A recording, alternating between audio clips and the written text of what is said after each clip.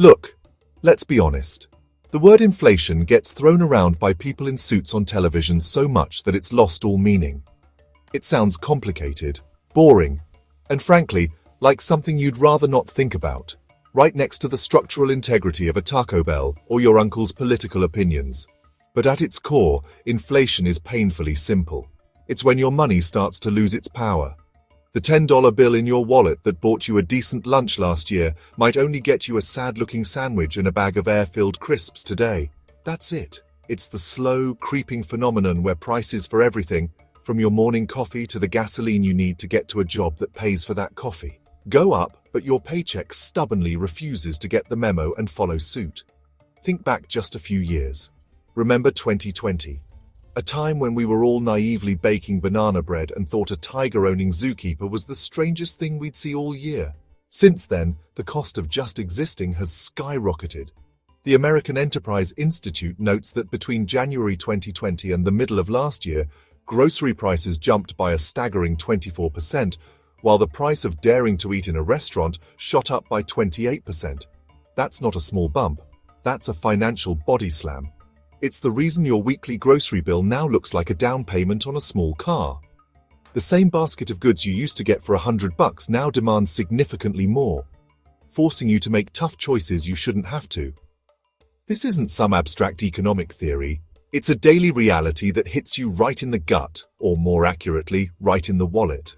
It's the feeling of dread when your car's fuel light comes on. It's the quiet calculation you do in the supermarket aisle, wondering if you can really justify buying the brand-name cereal or if you're destined for a life of toasty O's. This erosion of purchasing power is the central villain of our story. It's the invisible force that makes you feel like you're working harder than ever just to stay in the same place. Your money is effectively getting weaker, like a superhero who flew too close to a cloud of kryptonite-laced economic data.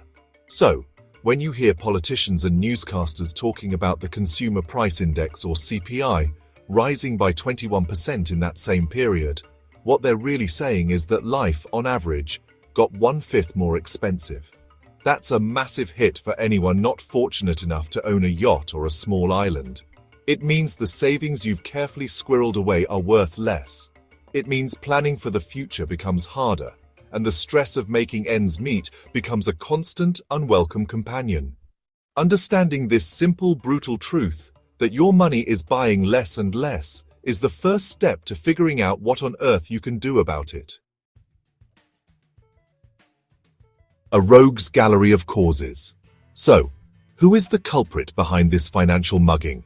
The truth is, there isn't a single, cackling villain to blame.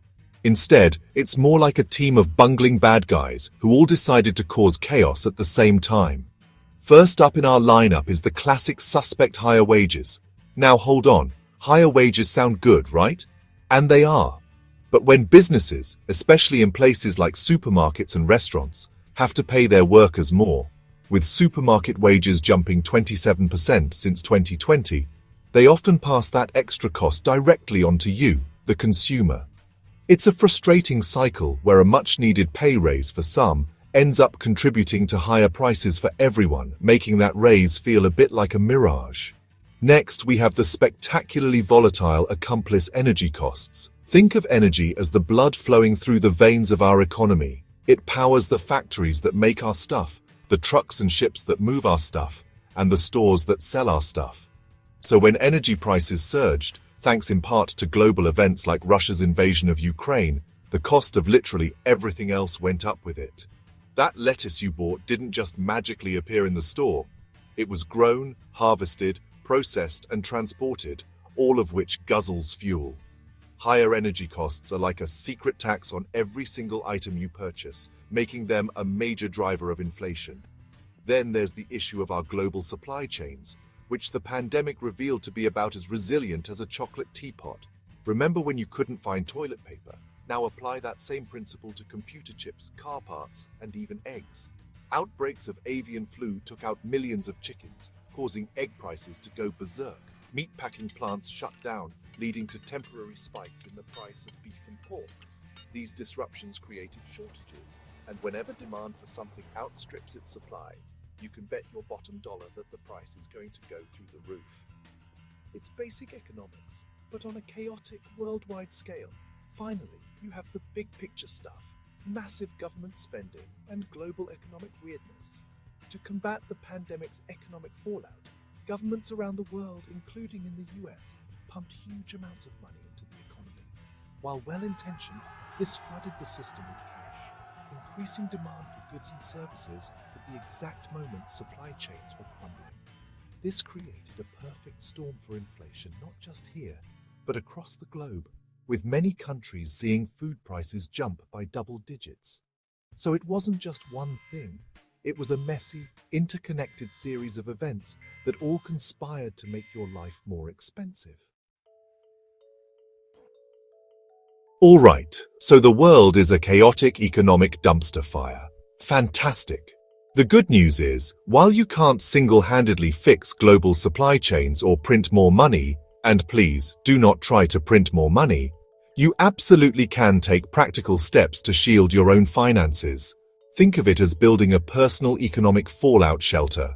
Your first and most powerful tool is smart shopping. This means becoming a meticulous, budget-conscious ninja in the grocery store. Track your spending, make a list and stick to it. Compare prices between different stores and embrace the humble store brand. There is no shame in buying crispy rice instead of Rice Krispies. They're the same, just with a less exciting box. Next on the agenda is to unleash your inner chef. Data consistently shows that restaurant prices have been rising even faster than grocery prices. Every time you eat out, you're paying a premium for convenience. By cooking more meals at home, you're not just saving money, you're taking direct control of your food budget. Plan your meals for the week, which leads to another crucial tactic: reducing waste.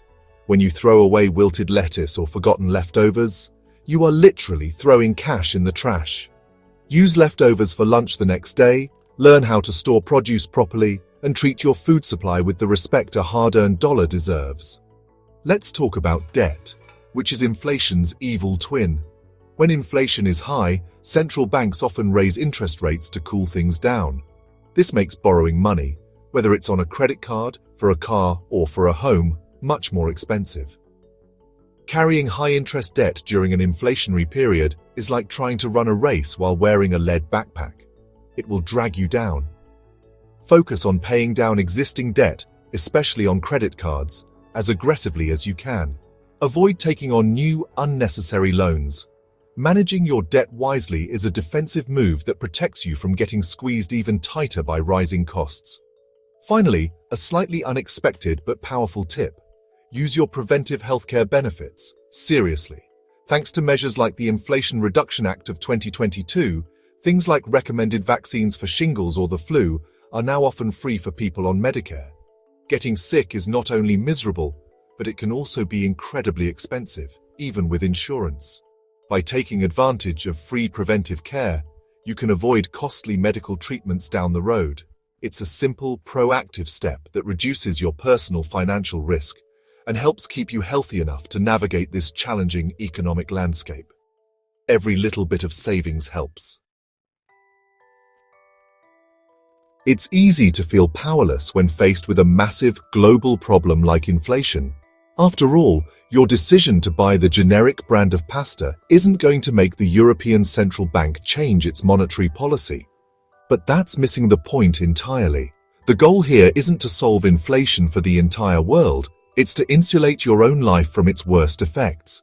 The small, deliberate choices you make every day, cooking at home, diligently sticking to a budget, using leftovers, they add up.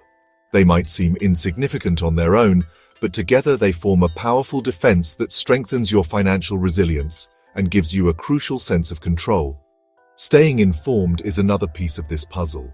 You don't need a PhD in economics, but having a basic grasp of why things are getting more expensive helps you make better decisions. It helps you understand why interest rates are going up and what that means for your mortgage or your savings account. It also allows you to see through political nonsense when someone tries to blame inflation on a single convenient scapegoat. Knowing the basics empowers you to advocate for sensible policies that actually address the root causes, like improving supply chain resilience and encouraging responsible government spending rather than just pointing fingers. This isn't about panic, it's about preparation. Panic buying, for instance, is the worst thing you can do, as it only creates artificial shortages and drives prices up even further for everyone. Instead, this is a call for calm, methodical action. It's about looking at your personal finances with a clear head and identifying the areas where you can make small but meaningful adjustments. It's a marathon, not a sprint. The inflationary pressures we've seen may be moderating, with recent reports showing grocery inflation slowing to around 1%, but prices are still much higher than they were just a few years ago. These smart habits will serve you well long after the headlines have moved on. Ultimately, remember that you are not alone in this. Millions of people are facing the exact same pressures and making the exact same tough choices in the supermarket aisle. By taking these proactive steps, you are not just surviving, you are actively managing the situation. You are taking charge of your budget, protecting your savings, and building a more secure future for yourself and your family, and that is a significant achievement. These small, consistent actions are your most effective weapon in this fight, proving that even when faced with overwhelming economic forces, individual choices still matter a great deal.